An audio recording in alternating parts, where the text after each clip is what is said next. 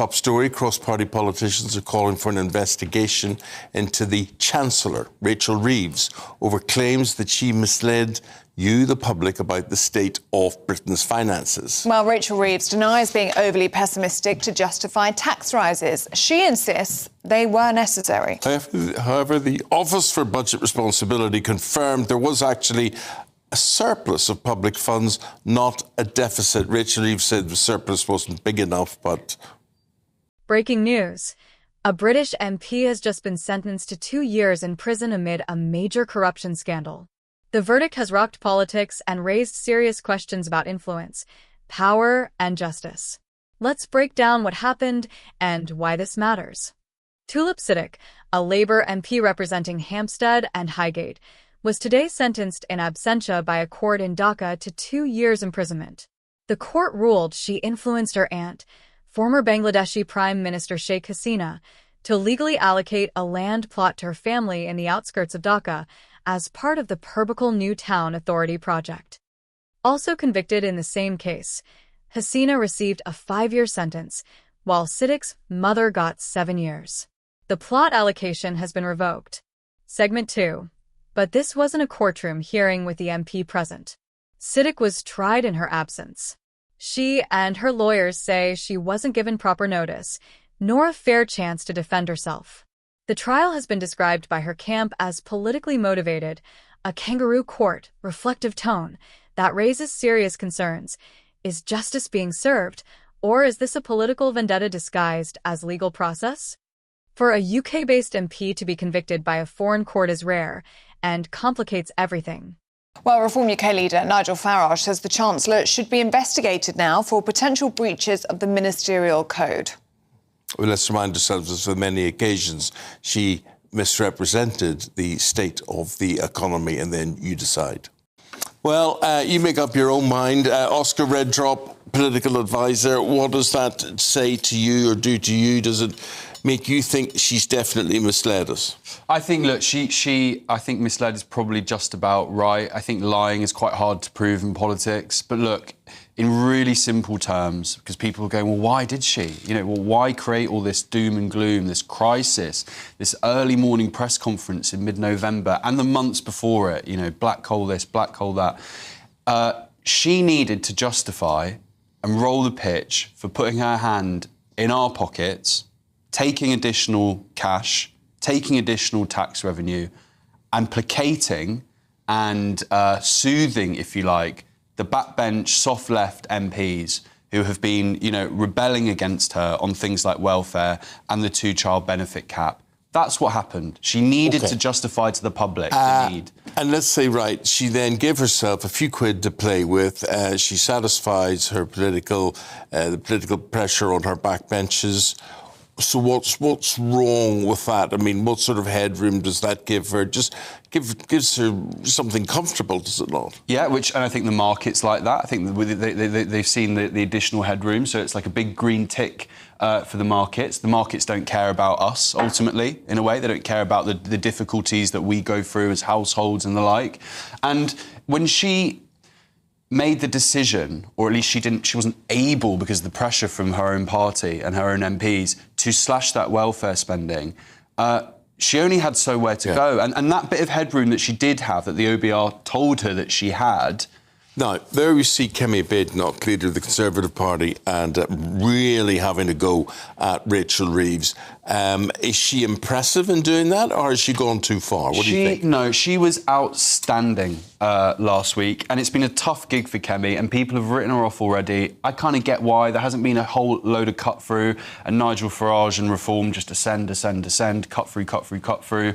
But she was outstanding. She can, and the criticism, did she go too far? Was she too... No, she was representing the anger and the frustration that is out there.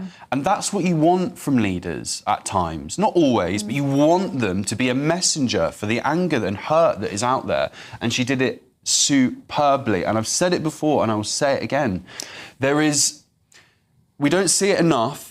But the best, when Kemi is firing on all cylinders, she cannot be touched. She is a very powerful politician, and that's what people saw last week. She made a good point, I thought, over the weekend as well on the media rounds, saying, look, this is the rough and tumble of politics, and Rachel Reeves and the like can dish it out, but they can't take it. Oh, for sure. And being really objective, I was at the end of it, at the other end of it with Boris, with Starmer, for example. Starmer was brutal. It was always personal. It was always playing the man, not the ball.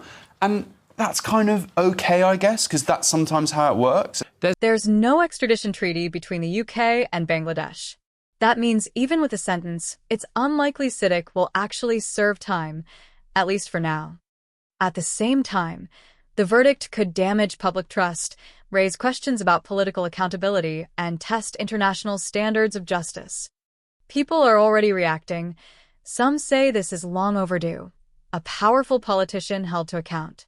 Others warn it sets a dangerous precedent, a foreign court verdict, done in absentia, risking politics influencing courts. Is this justice or political theater masked as accountability? Whether you view it as justice or a political show, one thing's certain: the opinion around this scandal will redefine how power, corruption, and accountability are viewed across borders. Now, we want to hear from you. Do you think this verdict is legitimate justice or politically motivated? Should MPs with dual affiliations face foreign court scrutiny? Drop your thoughts below. If you want more deep dives like this, subscribe, hit the bell, and stay tuned.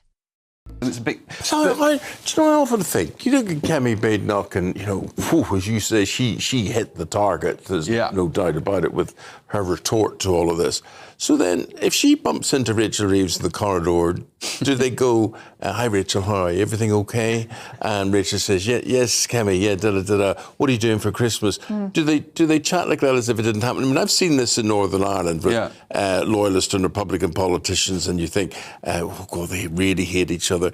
And they'll shake hands and they'll talk and they'll have a laugh and a joke and they'll move on. They'll say awful things about each other on television, but it's sort of real life can be different. I'm not saying it is different, but it can be different. Yeah, there is elements of that. I know some politicians and leaders of the opposition can do that. Others genuinely despise each other. So I'm not quite sure what it is with Kemi and Rachel Reeves. It did look awkward yesterday. I don't know if you saw on the media rounds, facing opposite each other, and Rachel Reeves couldn't make eye contact with Kemi Badenoch. But Kemi Badenoch looked very relaxed. Well, that's a sign of where she's at. Kemi Badenoch is probably feeling she's growing into the role and feeling more confident, whereas Rachel Reeves, I think with every passing day, is probably realising, if I'm honest, I'm not quite sure I can handle this. That's the impression you get at this point. It's very telling, don't you think, that there are 3 cabinet ministers, this is literally just in the Times, which is in front of me right now, 3 cabinet ministers briefing about this is a disaster, this is frustrating, this is weak and incompetent. So they're getting in touch with the press. Yeah, and they're briefing against the Chancellor. Yeah, right. Well, is she history?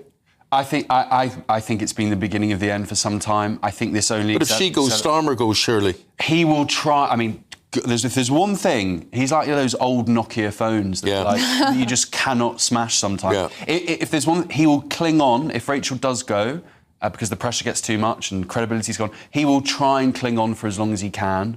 Of course he will.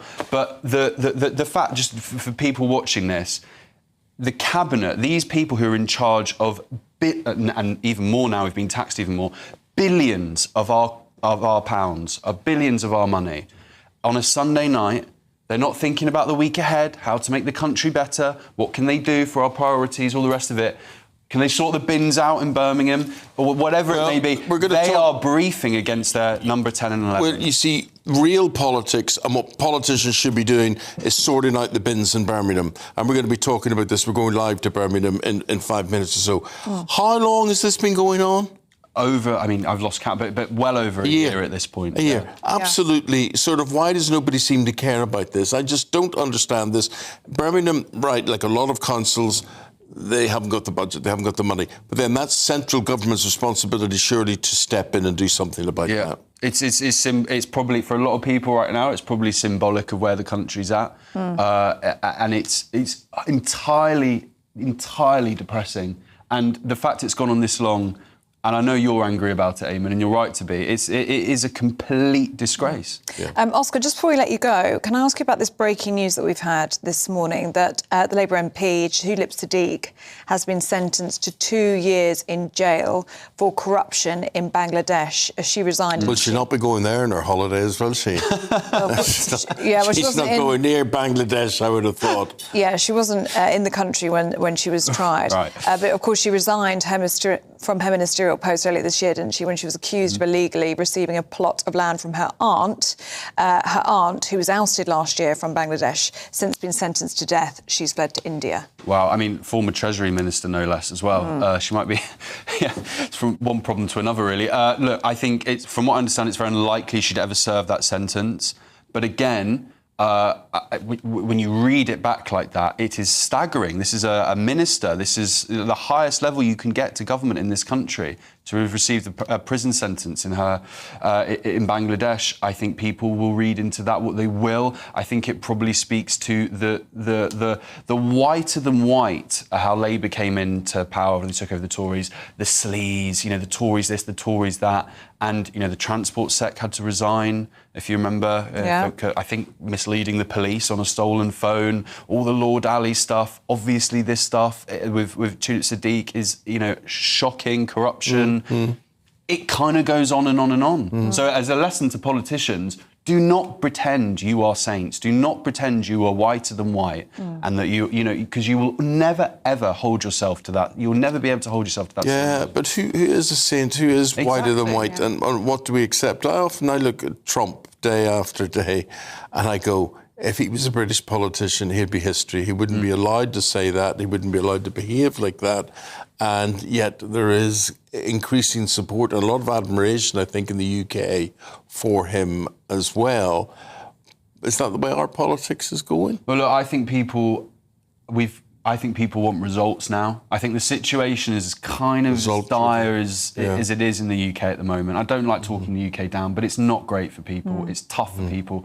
I think at this point, people just want results. I agree with you in terms of, I think, also just talking the truth, saying it as it is, not going round in circles, not speaking in political speak and saying absolutely nothing.